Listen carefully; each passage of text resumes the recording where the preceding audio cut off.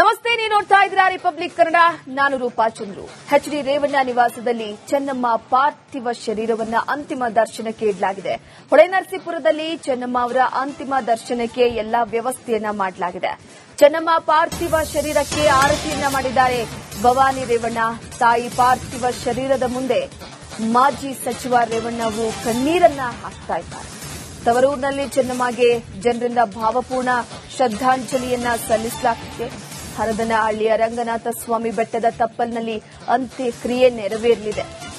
ಇಂದು ಸಂಜೆ ಒಕ್ಕಲಿಗ ಸಂಪ್ರದಾಯದಂತೆ ವಿಧಿವಿಧಾನವನ್ನ ನೆರವೇರಿಸಲಾಗುತ್ತೆ. ಪ್ರಮುಖವಾಗಿ ಅಂತಿಮ ದರ್ಶನಕ್ಕೆ ರೇವಣ್ಣ ಅವರ ಮನೆಯಲ್ಲಿ ವ್ಯವಸ್ಥೆಯನ್ನ ಮಾಡಲಾಗಿದೆ. ಅವರ ಆಸೆಯಂತೆಯೇ ರಂಗನಾಥನ ತಪ್ಪಲಿನಲ್ಲಿ ಅಂತ್ಯಕ್ರಿಯೆ ನೆರವೇರಲಿದೆ.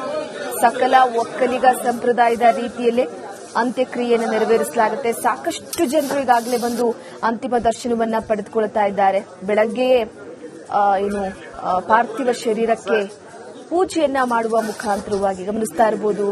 ತಾಯಿಯನ್ನ ಕಳೆದುಕೊಂಡ ದಿನದಿಂದಲೂ ಕೂಡ ಇಲ್ಲಿವರೆಗೂ ರೇವಣ್ಣ ಅವರು ಕಣ್ಣೀರನ್ನ ಹಾಕ್ತಾನೆ ಇದ್ದಾರೆ.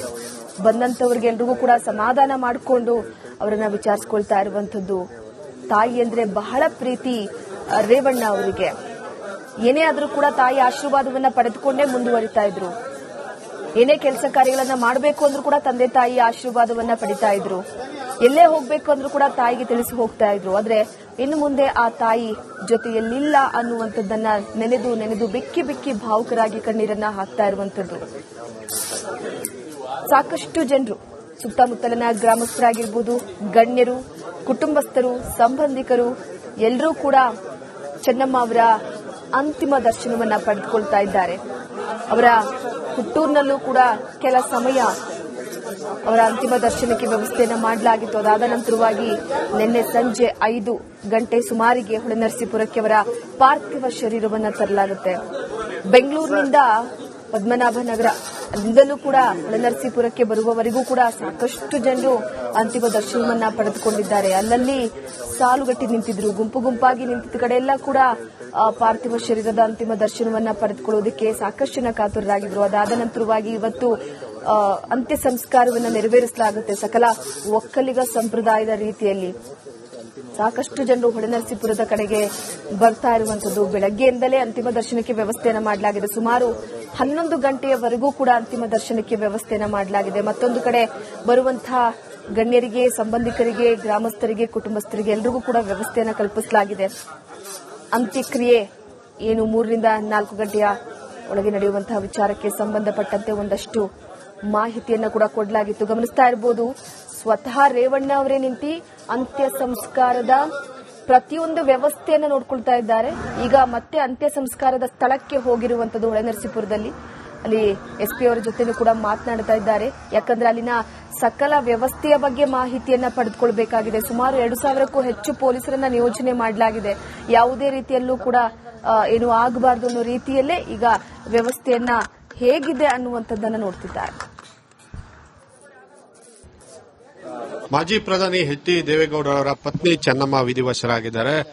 ನೋಡಬಹುದು, ಆ ಒಂದು ಸ್ಥಳ, ಅಂತ್ಯಕ್ರಿಯೆ ನಡೆಯುವಂತಹ ಸ್ಥಳ ಏನಿದೆ, ಆ ಸ್ಥಳದಿಂದಿದ್ದೇನೆ ಸಂಪೂರ್ಣವಾಗಿ ಅಂತ್ಯಕ್ರಿಯೆ ನಡೆಯುವಂತಹ ಜಾಗ ಎಷ್ಟು ವಿಸ್ತಾರವಾಗಿದೆ ಅನ್ನೋದನ್ನ ನಾನೀಗ ತೋರಿಸ್ತಿದ್ದೇನೆ. ಜೊತೆಗೆ ಸ್ಥಳದಲ್ಲಿ ಈಗಾಗಲೇ ಬೆಳಿಗ್ಗೆನೆ ತಮ್ಮ ತಾಯಿ ಅಂತ್ಯ ಸಂಸ್ಕಾರ ನಡೆಯುವಂತಹ ಸ್ಥಳವನ್ನು ಕೂಡ ನೋಡ್ಲಿಕ್ಕೆ ರೇವಣ್ಣ, ಮಾಜಿ ಸಚಿವ ಅವರ ಪುತ್ರ ರೇವಣ್ಣ ಅವರು ಬಂದಿದ್ದಾರೆ. ಹಾಗೆ ಎಲ್ಲರೂ ಕೂಡ ಅವರನ್ನ ಗ್ರಾಮಸ್ಥರು, ಊರಿನವರು ಮಾತನಾಡಿಸ್ತಿದ್ದಾರೆ. ಹಾಗೆ ನಾವು ಕೂಡ ಅವ್ರನ್ನ ಮಾತನಾಡಿಸುವಂತಹ ಒಂದು ಪ್ರಯತ್ನವನ್ನು ಮಾಡೋಣ. ಸರ್, ಇವತ್ತು ಎಷ್ಟೊತ್ತಿಗೆ ಅಲ್ಲಿಂದ ನಿಮ್ಮ ಮನೆಯಿಂದ ಇಲ್ಲಿಗೆ ತರಲಾಗುತ್ತೆ?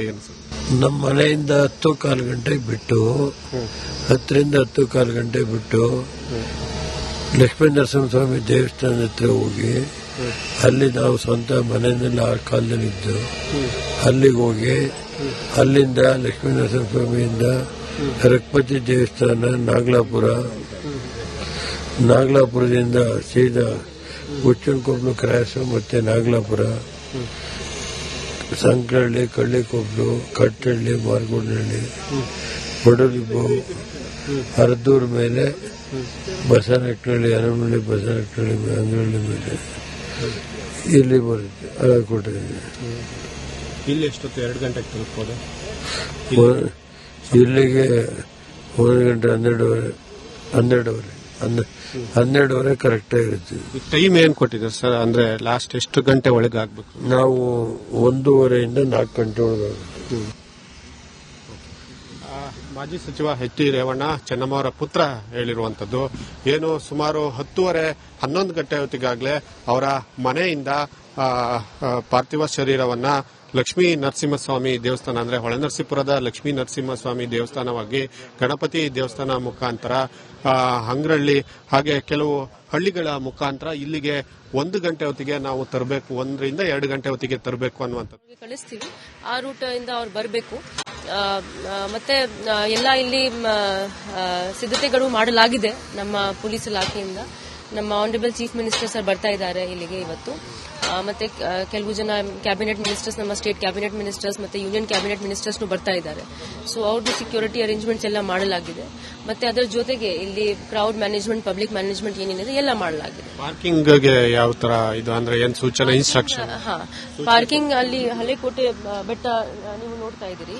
ಹಳೆಕೋಟೆ ಬೆಟ್ಟ ಕೆಳಗಡೆ ನಾವು ಪಬ್ಲಿಕ್ಗೋಸ್ಕರ, ಹೌದು, ಹಳೆಕೋಟೆ ಸರ್ಕಲ್ ಇದೆ, ಅಲ್ಲಿಂದ ಈ ಕಡೆ ಬಂದಿದ್ರೆ ಮಾವಿನಕೆರೆ ಬೆಟ್ಟ ಇದೆ, ಅಲ್ಲಿ ಕೆಳಗಡೆ ನಾವು ಪಬ್ಲಿಕ್ಗೋಸ್ಕರ ಪಾರ್ಕಿಂಗ್ ಮಾಡಿದೀವಿ. ಸೊ ಎಲ್ಲಾ ಪಬ್ಲಿಕ್ ಯಾರು ಬರ್ತಾರೆ ಹಳೆಕೋಟೆ ಕ್ರಾಸ್ ಕಡೆಯಿಂದ ಅಲ್ಲಿ ಅವ್ರಿಗೆ ಪಾರ್ಕಿಂಗ್ ಸಿಗುತ್ತೆ. ಮತ್ತೆ ಯಾರು ಹರದನಹಳ್ಳಿ ಕ್ರಾಸ್ ಕಡೆಯಿಂದ ಬರ್ತಾರೆ ಅವರಿಗೆ ಆ ಕಡೆ ನಾವು ಒಂದು ರೈಟ್ ಟರ್ನ್ ಮಾಡಿ ಒಂದು ಪಾರ್ಕಿಂಗ್ ಸ್ಪೇಸ್ ಕ್ರಿಯೇಟ್ ಮಾಡಿದೀವಿ ಹರದನಹಳ್ಳಿ ನಮ್ಮ ಸ್ಟೇಟ್ ಹೈವೇ 121 ಮೇಲೆ. ಸೊ ಅಲ್ಲಿ ನಮ್ಮ ಮೆನ್ ಡಿಪ್ಲಾಯ್ಡ್ ಇರ್ತಾರೆ, ಅವ್ರಿಗೆ ಗೈಡ್ ಮಾಡ್ತಾರೆ. ಅಲ್ಲಿ ಕೂಡ ಪಾರ್ಕಿಂಗ್ ಸ್ಪೇಸ್ ಇದೆ. ಮಾವಿನ ಕೆರೆ ಬೆಟ್ಟ ಕೆಳಗಡೆನೂ ಪಾರ್ಕಿಂಗ್ ಸ್ಪೇಸ್ ನಾವು ಮಾಡಿದೀವಿ. ಸೊ 3-4 ನಾವು ಎಲ್ಲಾ ಕಡೆ ಪಾರ್ಕಿಂಗ್ ಸ್ಪೇಸ್ ಮಾಡಿದೀವಿ. ಆ ಪಾರ್ಕಿಂಗ್ ಸ್ಪೇಸ್ ಅಲ್ಲಿ ಬಂದು ಅವ್ರು ಕಾರ್ ಪಾರ್ಕ್ ಮಾಡಬೇಕಾಗುತ್ತೆ. ಹೊಳೆನರಸೀಪುರ ರಸ್ತೆ ಏನಿದೆ ಅದಕ್ಕೆ ಈಗ ಮೈಸೂರು ಕನೆಕ್ಟ್ ಆಗೋದು ಅದೇನಾದ್ರು ಡಿವಿಯೇಷನ್? ಬೇರಿಯಾದಿಂದ ಡಿವಿಯೇಷನ್ ಆಗ್ತಾ ಇದೆ. ಬೇರಿಯಾ ಟು ಹಾಸನ್, ಬೇರಿಯಾ ಟು ಹೊಳೆನರಸೀಪುರ ಯಾರು ಬರ್ತಾರೆ ಅವರಿಗೆ ಕೃಷ್ಣರಾಜನಗರ, ಕಿಕ್ಕೇರಿ, ಚಂದ್ರಾಯಪಟ್ಟಣ ಕಡೆ ಡೈವರ್ಷನ್ ಆಗ್ತಾ ಇದೆ. ಮತ್ತೆ ಯಾರು ಅರ್ಕಲ್ಗೂಡು ಕಡೆ ಹೋಗ್ತಿದ್ದಾರೆ ಅವ್ರಿಗೆ Beriya, Ramanathpura and then towards Arkalgud diversion ಆಗ್ತಾ ಇದೆ. ಇಲ್ಲಾಂದ್ರೆ ಅವರು ಹಳ್ಳಿ ಮೈಸೂರು ರಸ್ತೆ ತಗೊಂಡು ಅರ್ಕಲ್ಗೂಡು, ಗೋರೂರು, ಹಾಸನ್ ಬರಬಹುದು. ಎಲ್ಲ ಸೇರಿ 2,000 ನೋಡಬಹುದು. ಸುಮಾರು 2,000 ಪೊಲೀಸ್ ಸಿಬ್ಬಂದಿ ನೇಮಕ ಆಗಿರೋ ಬಗ್ಗೆ ಹಾಸನದ ಎಸ್ಪಿ ಶುಭಾನ್ವಿತಾ ಮಾಹಿತಿಯನ್ನ ನೀಡಿದ್ದಾರೆ. ಜೊತೆಗೆ ಮೈಸೂರು ಸಂಪರ್ಕಿಸುವ ಹೊಳೆನರಸೀಪುರ ಹಾಸನ ರಸ್ತೆ ಏನಿದೆ ಅದನ್ನ ಬೇರೆಯಾದಿಂದಲೇ ಡಿವಿಯೇಷನ್ ಅನ್ನ ನೀಡಲಾಗಿದೆ ಅನ್ನುವಂಥದ್ದು. ಜೊತೆಗೆ ಸಾರ್ವಜನಿಕರು ಬರುವಂತ ವಾಹನಗಳಿಗೆ ಏನು ರಂಗನಾಥ ಸ್ವಾಮಿ ಬೆಟ್ಟದ ತಪ್ಪಲಿನಲ್ಲಿ ಏನ್ ಕಾಣ್ತಿದೆ ಅಲ್ಲೇ ಕೂಡ ವಾಹನವನ್ನ ನಿಲ್ಲಿಸಿ ಬರ್ಬೇಕಂದ್ರೆ ಹಳೆಕೋಟೆಯಲ್ಲೇ ವಾಹನಗಳನ್ನ ನಿಲ್ಲಿಸಿ ಬರ್ಲಿಕ್ಕೆ ಸೂಚನೆಯನ್ನ ನೀಡಿದ್ದಾರೆ. ಜೊತೆಗೆ ಸಾಕಷ್ಟು ಜನ ಬರೋದ್ರಿಂದ ಸಾರ್ವಜನಿಕರು ಕೂಡ ಒಂದು ರೀತಿ ನಮಗೆ ಸ್ಪಂದನೆಯನ್ನ ಕೊಡಬೇಕು, ಅಷ್ಟು ಜನವನ್ನ ಕಂಟ್ರೋಲ್ ಮಾಡಲಿಕ್ಕೆ ಅನ್ನುವ ಬಗ್ಗೆ ಹಾಸನದ ಎಸ್ಪಿ ಶುಭಾನ್ವಿತಾ ಮಾಹಿತಿಯನ್ನ ನೀಡಿರುವಂತದ್ದು. ಖುಷ್ವಂತ್, ರಿಪಬ್ಲಿಕ್ ಕನ್ನಡ, ಹಾಸನ.